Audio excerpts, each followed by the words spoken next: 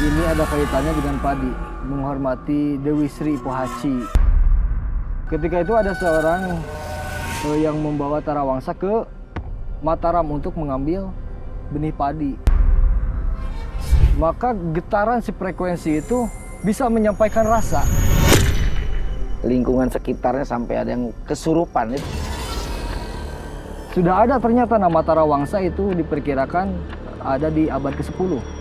Hananguni, Hanamangke, Tan Hananguni, Tan Hanamangke, Aya Ayuna, Aya Baheula, Ayeuna mun Baheula. Karena Tarawangsa ini musik sakral.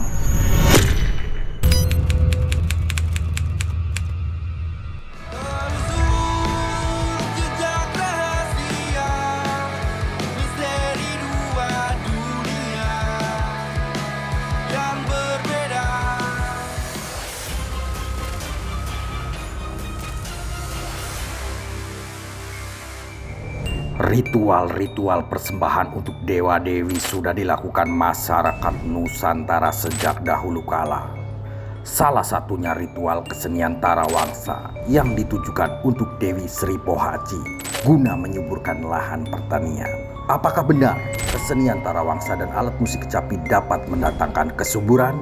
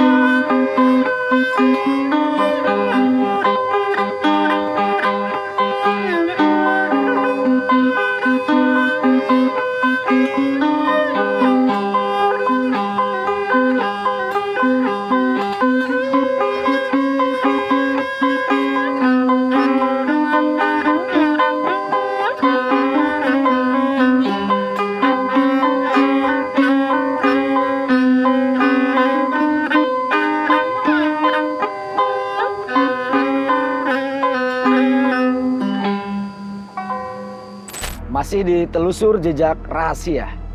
Tidak ada rahasia yang tidak bisa diungkap kecuali atas kehendaknya.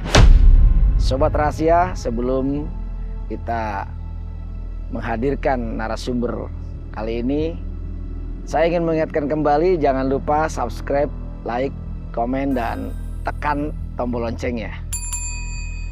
Kali ini saya akan mengupas tentang tarawangsa, sebuah alat musik yang sangat magis, yang lahir ratusan tahun silam. Di samping saya telah hadir Ki Agung Sampurasun. Rampes Ki. Wilujeng wengi Ki. Wilujeng wengi hatur nuhun kana pangulemna. Sami-sami ya, terima kasih banyak sudah hadir di Telusur Jejak Rahasia, di mana TJR ini fokusnya adalah mengungkap rahasia-rahasia yang ada di alam semesta raya. Sekarang saya lihat ini ada satu alat musik tarawangsa. Tarawangsa. Iya. Ya. Gimana Ki ceritanya sedikit aja? Jadi ini disebutnya kesenian tarawangsa yang kita tampilin tadi. Sebenarnya tarawangsa itu nama keseniannya, bukan nama alatnya. Oke. Disebut tarawangsa karena perpaduan antara ini namanya rebab jangkung sama kecapi jentreng. Disebutnya kesenian tarawangsa. Kalaupun ini alat satu ini disebutnya rebab jangkung. Oke. Biasanya disajikan atau dimainkan pada saat atau untuk acara apa? Biasanya dipergunakan dari dulu ya sampai sekarang. Ini alat digunakan untuk panen raya, panen padi atau acara syukuran, sedekah bumi. Bisa juga dipakai untuk acara pementasan biasa gitu. Dengan tidak ada acara ritual, tanpa acara ritual bisa. Zaman sekarang. Kau dulu mungkin dibuat untuk acara ritual. Ya karena saya lihat di beberapa cerita tarawangsa itu dilakukan untuk ritual-ritual yang betul-betul magis ya. Iya. Itu ritual apa biasanya? Seperti apa yang dihadirkan pada satu Ritual ini panen raya, panen padi. Karena dari dulu menurut sejarah ini ada kaitannya dengan padi, menghormati Dewi Sri Pohaci pada saat itu. Ketika di suatu daerah mengalami masa paceklik, apa itu paceklik ya bahasa itu? Ya. Masa sulit. Sulit lah. Nah, ketika itu ada seorang yang membawa tarawangsa ke Mataram untuk mengambil benih padi. Saat di Mataram membawa ini ngamen lah istilah nama, mau benih padi dibawa ke Rancakalong Sumedang. Nah, untuk ungkapan rasa syukur masyarakat di sana, mengadakanlah upacara syukuran padi dengan menggunakan alat musik ini. Tapi tidak menutup kemungkinan ritual-ritual lain pun. Saya lihat ini ketika di luar Rancakalong misalnya kan. Iya. Ada juga ritual yang disertakan ketika tarawangsa itu dipentaskan. Iya. Karena menurut orang-orang penghayat kepercayaan bahwa alat musik ini frekuensinya sangat luar biasa. Ketika ini dimainkan, maka getaran si frekuensi itu bisa menyampaikan rasa. Bisa menyampaikan rasa ketika kita menghening, menekung, suasananya beda. Ada yang sampai membuat, maaf ya, bukan pemainnya, tapi mungkin lingkungan sekitarnya sampai ada yang kesurupan itu. Ya, kalau kesurupan itu sebenarnya bukan kesurupan, akan tetapi terbawa rasa. Terbawa rasa sehingga dia menjiwai dengan alunan musik ini. Itu Ki.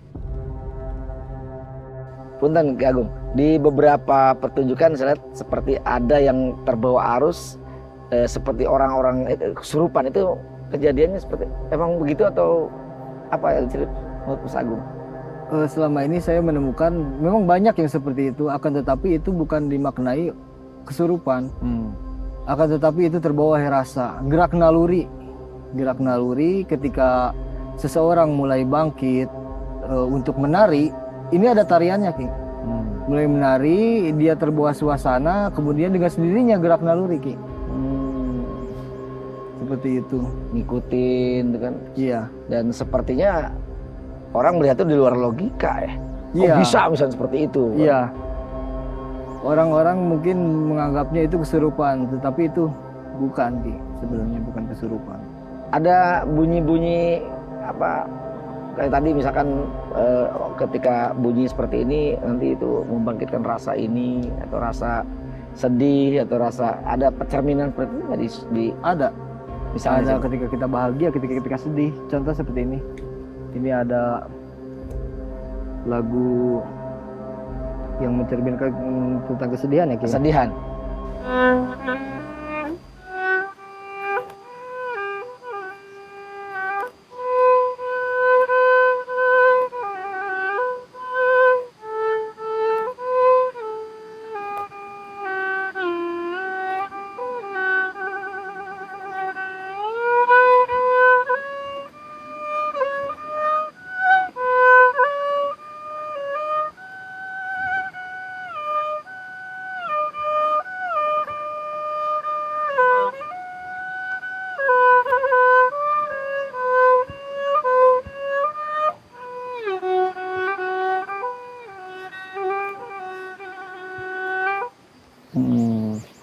Sangat memang berasa sekali ya ini ya ketika dihayati nada tadi itu memang langsung orang bisa saja terbawa alunan kemudian diwujudkan dalam gerakan tari akhirnya muncullah seperti orang melihatnya ya Iya, betul. tanda petik seperti orang kesurupan itu bukan ya. Bukan. Nah kalau misalkan di ritual panen padi gitu kan, apa saja yang harus dihadirkan sebelum memainkan tarawangsa? Pertama-tama kita mebit amit dulu ya, Ki. Ada tali paranti itu biasa sesajen, sesaji, sapuratina. Setelah itu lengkap, yang pasti ada padinya di situ. Kita sediakan padinya sebagai simbolis. Nah, setelah itu lengkap, baru kita mengadakan upacara panen padi dengan menggunakan musik ini. Ada penarinya juga, Ki. Ada hari tertentu atau jam tertentu yang harus di apa istilahnya dijadiin patokan ketika main tarawangsa? Tidak ada. Yang penting ketika panen padi ritual. Nah, siapa yang melakukan ritual itu?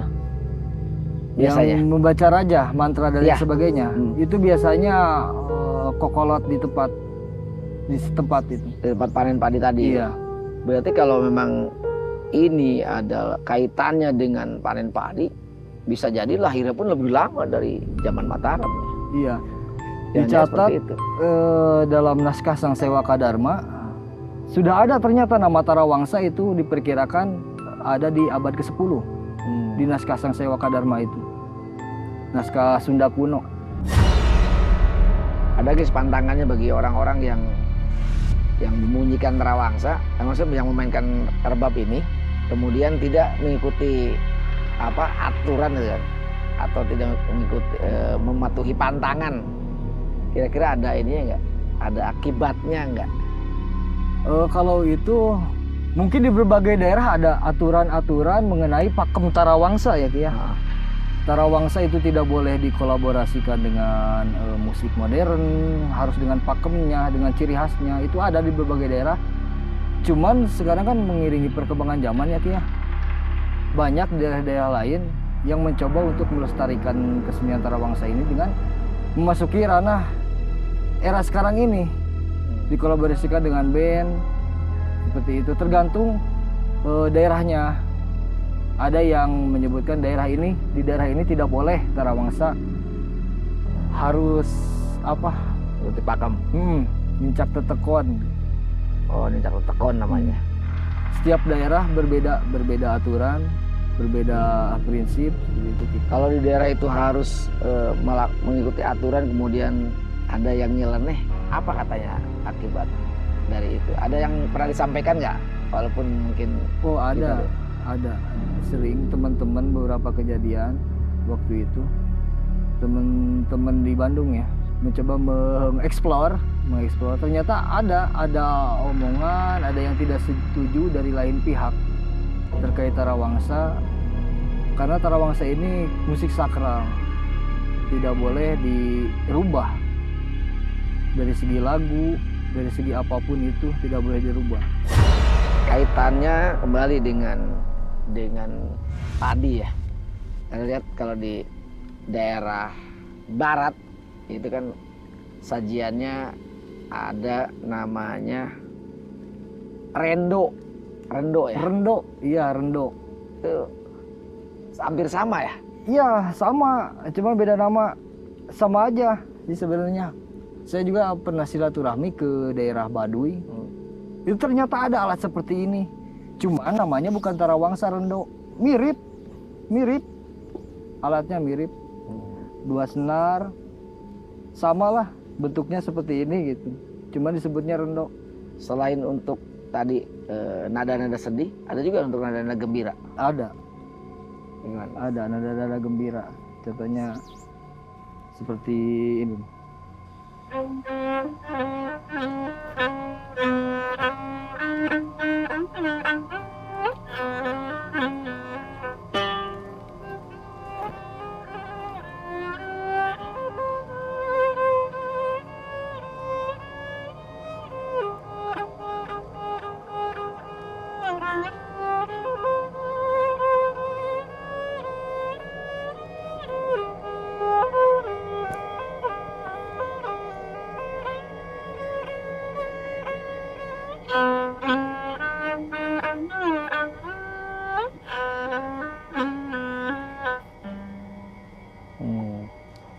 Oke, ini di titik-titik terakhir saya ingin nanya, ketika memainkan Tarawangsa dalam situasi sakral, ya sakral dalam artian dilengkapi oleh ritual-ritual yang betul-betul mengikuti pakem dan aturan, adakah kejadian aneh misalkan tiba-tiba malamnya ada yang datang atau mimpi seperti itu?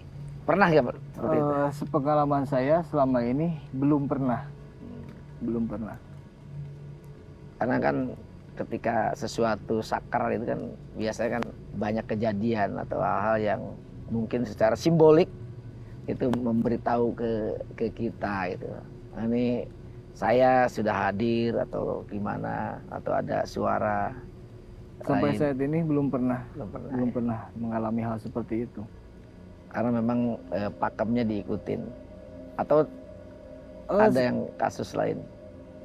Selama ini ketika saya mengikuti acara sakral, acara ritual, kita memakai pakem. Semua kita pakai, mulai dari tali paranti segala macam. Nah, ketika kebutuhan untuk pementasan atau mengiringi teater dan lain sebagainya, kita mengikuti. Saya berpikirnya seperti ini, Ki. Piraku teuing sih. Karuhun melarang kita untuk memainkan ini gitu, dalam hal apapun gitu. Kita kan niatnya untuk melestarikan, mengembangkan. Orang itu tidak akan tahu kalau kita tidak seperti itu caranya.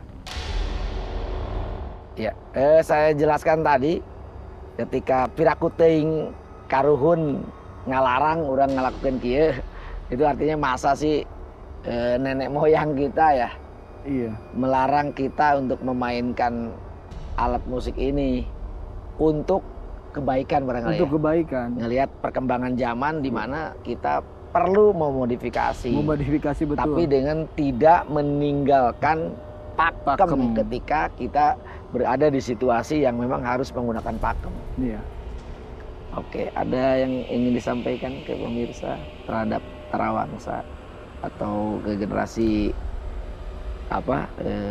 milenial sekarang gitu? Hal yang saya sampaikan tidak banyak. Hananguni hanamangke tan hananguni tan hanamangke aya ayeuna aya baheula ayeuna mun baheula. Ada sekarang, tidak akan ada masa lalu. Jadi walaupun kita hidup di zaman sekarang, kita itu harus bisa ngigelan zaman ulah kaigelan ku zaman, harus bisa mengikuti perkembangan zaman agar budaya ini lestari. Budaya itu jangan hanya dikenal di kalangan kuno, tradisional. Kita itu alat musik leluhur kita itu harus internasional skalanya seperti itu. Oke, baik ya. Sangat filosofis banget. Jadi tidak ada zaman now kalau tidak ada zaman old ya. Iya, betul. Tidak akan ada zaman sekarang kalau tidak ada zaman terdahulu. Artinya bahwa kita tidak boleh melupakan tradisi yang ada di nenek moyang dan leluhur kita. Karena itu sebuah warisan yang harus kita pelihara. Apalagi ini adalah Tarawangsa, sebuah kesenian yang sangat sakral bagi kalangan-kalangan masyarakat adat, karena ini dikaitkan dengan Dewi Sri, Dewi Padi, di mana berasnya atau nasinya kita makan setiap hari. Iya, betul. Baik, terima kasih Ki Agung atas Sama-sama. kehadirannya. Terima kasih juga Sobat Rahasia yang sudah terus menonton Terus Rujak Rahasia. Tapi sebelumnya saya mengingatkan jangan lupa subscribe, like, dan komen, lalu tekan tombol lonceng ya. Tidak ada rahasia yang tidak bisa diungkap kecuali atas kehendak ya. Sampurasun. Sampai Serahayu. Konon katanya cerita